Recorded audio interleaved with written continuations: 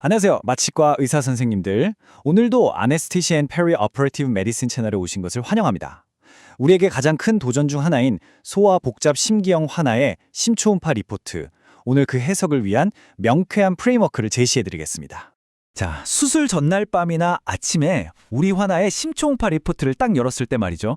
낯선 용어들, 복잡한 약어들, 알 수 없는 수치들이 빼곡하게 적혀 있습니다. VSD, 오버라이딩 어월타, AV 컨코던스 이런 단어들 앞에서 어디서부터 어떻게 접근해야 할 줄 막막했던 경험 아마 다들 한 번쯤은 있으실 겁니다. 이걸 대체 어떻게 다 연결해서 우리 맞추기에게 제대로 반영해야 할까? 오늘 이 시간은요, 바로 그 막막함을 명확함으로, 그 불안감을 자신감으로 바꿔드리기 위해 준비했습니다. 제가 약속드릴게요. 체계적인 접근법, 이 프레임워크만 있다면 우리는 아무리 복잡해 보이는 심기형이라도 그 핵심을 정확하게 꿰뚫어 볼 수 있습니다. 자, 그럼 본격적으로 시작해볼까요? 이 복잡다단한 선천성 심기형의 세계에도요, 사실은 아주 명확한 질서가 숨어 있습니다. 정말 놀랍게도 수십 가지가 넘는 그 많은 종류의 복잡 심기형은요, 사실 혈류의 방향이라는 단 하나의 기준으로 크게 세 가지 패턴으로 나눌 수가 있습니다. 혈액이 어디에서 어디로 흐르는지, 그리고 그 흐름을 방해하는 구조물, 즉 막힌 곳은 없는지, 이 세 가지만 파악하는 게 모든 해석의 시작입니다. 이 기본 패턴을 이해하는 순간 리포트에 거대한 그림이 보이기 시작할 겁니다. 우리 몸 순환계의 가장 기본적인 원리죠. 모든 유체는 압력이 높은 곳에서 낮은 곳으로 흐른다는 것. 정상 심장에서는 전신으로 피를 뿜어내는 좌심계의 압력이 폐로 피를 보내는 우심계보다 월등히 높습니다. 바로 이 압력 차이가 단락, 즉 션트의 방향을 결정하는 핵심 열쇠가 됩니다. 자, 먼저 레프트 투 라이트 션트를 한번 보시죠. 좌심실의 높은 압력 때문에 산소가 풍부한 동맥혈이 구멍을 통해 우심실로 넘어가서 폐로 다시 한번 흘러들어갑니다. 결과적으로 어떻게 될까요? 폐혈류량은 과도하게 증가하고, 이게 심해지면 폐부종이나 심부전을 유발할 수 있겠죠. 하지만 전신으로 나가는 피는 여전히 산소가 충분하기 때문에 청색증은 나타나지 않습니다. 그래서 비청색증형이라고 부르죠. 반면에 라이트 투 레프트 션트는 상황이 완전히 다릅니다. 폐동맥 협착 같은 어떤 이유로 우심계의 압력이 비정상적으로 좌심계보다 높아지면 이제는 거꾸로 산소가 없는 정맥혈이 좌심계로 넘어가서 산소가 풍부한 동맥혈과 섞여버립니다. 그리고 그 피가 바로 전신으로 나가게 되는 거죠. 이것이 바로 하나가 파랗게 보이는 청색증의 원인입니다. 이 두 가지 션트의 방향을 파악하는 것, 이것이 우리 마취관리 전략을 세우는 가장 중요하고도 기본적인 첫걸음입니다. 자, 이 슬라이드의 표를 보시면 정말 명확하게 정리가 되죠. 앞서 설명드렸던 두 가지 션트에다가 혈류의 흐름 자체가 어딘가에서 꽉 막혀버리는 obstructive lesion, 즉 폐쇄성 병변을 더하면 선천성 심장질환의 3대 분류가 완성됩니다. 대동맥 축착이나 폐동맥 합착처럼 특정 혈관이나 판막 부위가 아주 좁아져서 혈액이 제대로 앞으로 나아가지 못하는 경우를 말하죠. 우리가 심초음파 리포트를 딱 봤을 때, 이 환아의 주된 병태 생리는 이 세 가지 카테고리 중에 바로 이것이구나 하고 파악하는 순간 우리의 마취중 혈액학 관리 전략의 큰 방향이 결정되는 겁니다. 폐혈관 저항, 즉 PVR을 낮춰야 할까? 아니면 전신혈관 저항, SVR을 필사적으로 지켜야 할까? 그 첫 번째 단서가 바로 여기에 있는 거죠. 이제 본격적으로 리포트를 읽는 법으로 들어가 볼 텐데요. 여기서 정말 중요한 원칙 하나를 먼저 말씀드리겠습니다. 보통 리포트를 보면 VSD나 ASD 같은 개별적인 결손에 먼저 눈이 가기 쉽습니다. 하지만 잠시 멈추고 가장 먼저 확인해야 할 것이 있습니다. 바로 시투스입니다. 모든 구조적인 평가는 이 시투스를 확인하는 곳에서부터 시작되어야만 합니다.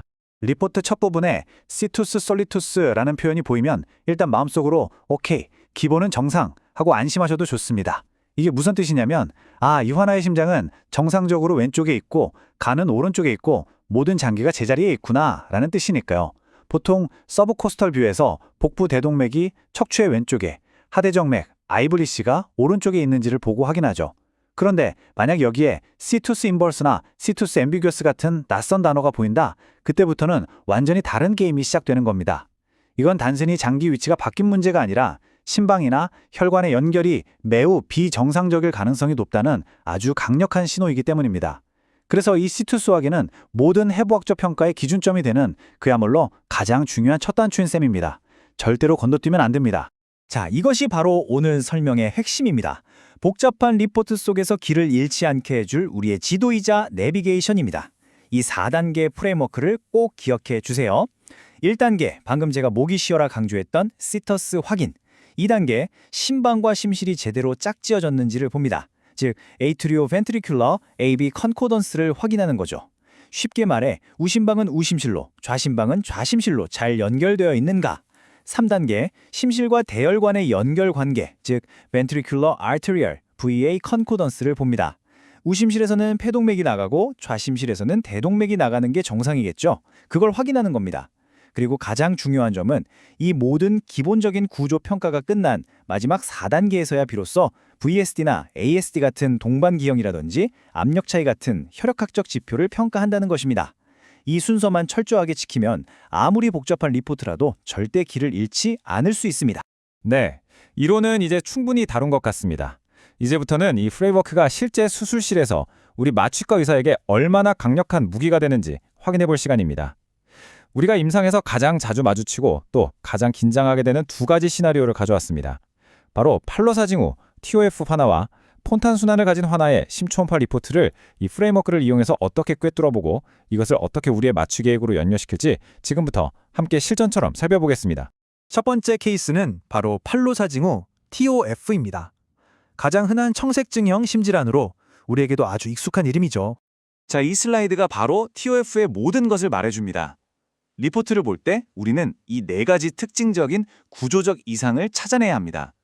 하지만 더 중요한 건 단순히 이 4가지를 체크리스트처럼 확인하는 데 그치는 게 아니라 이 4가지 요소가 어떻게 서로 상호작용해서 TOF만의 독특한 혈액학을 만들어내는지를 이해하는 겁니다. 첫째, 그냥 VSD가 아니라 크기가 크고 정렬이 어긋난 심실중격 결손, Malaligned VSD입니다.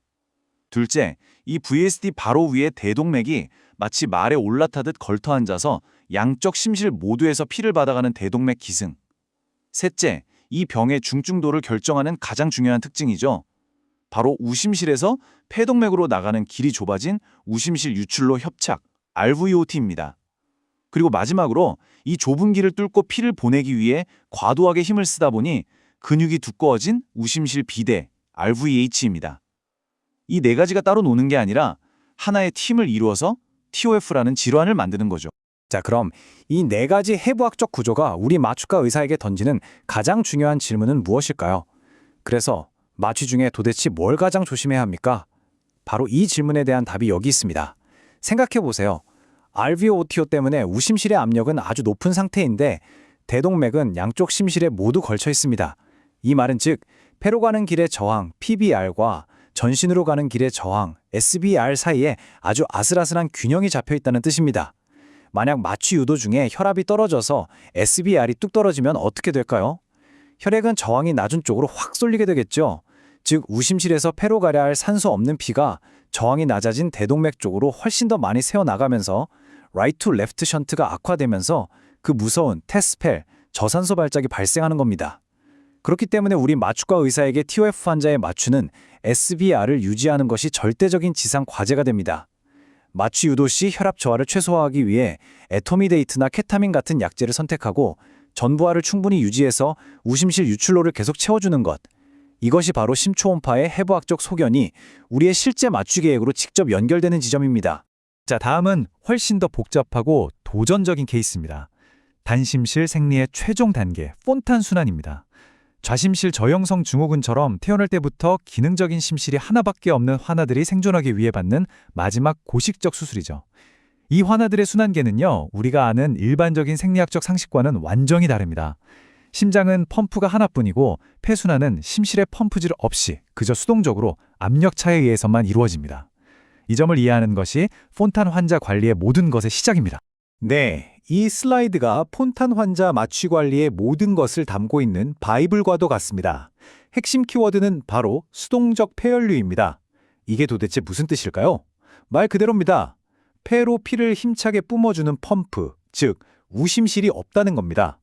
온몸을 돌고 온 상대정맥과 하대정맥의 혈액이 오직 중심정맥압과 좌심방압 사이에 그 미세한 압력 차이만으로 마치 시냇물이 흐르듯 중력처럼 폐를 통과해야만 합니다.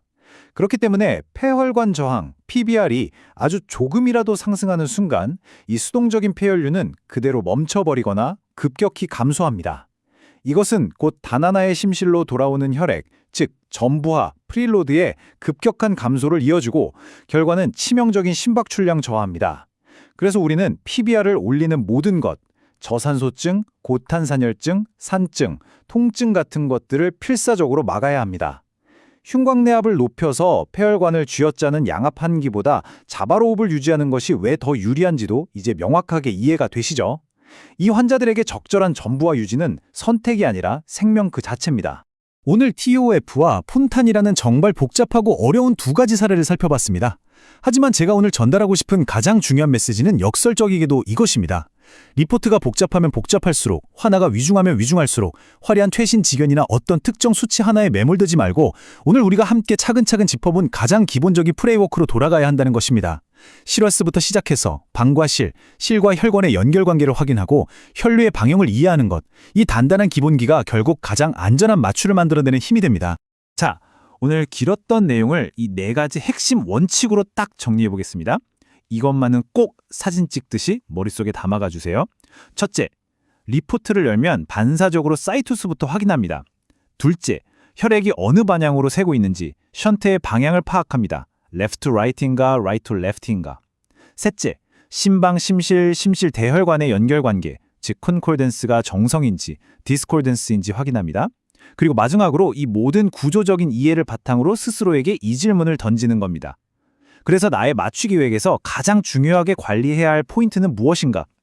이 질문을 통해 심초음파 소견을 우리의 실제 행동으로 연결하는 훈련을 계속해야 합니다. 이 4가지 원칙만 있다면 앞으로 어떤 복잡한 리포트를 마주하시더라도 자신감을 가질 수 있을 겁니다.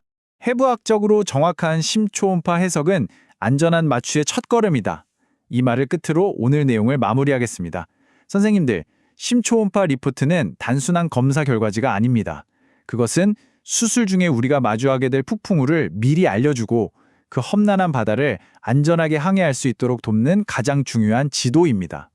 꾸준한 관심과 학습을 통해 이 지도를 누구보다 능숙하게 읽어내는 선생님들이 되시기를 진심으로 응원하겠습니다. 오늘 내용이 선생님들의 바쁜 임상에 조금이나마 실질적인 도움이 되었기를 바랍니다. 경청해 주셔서 감사합니다.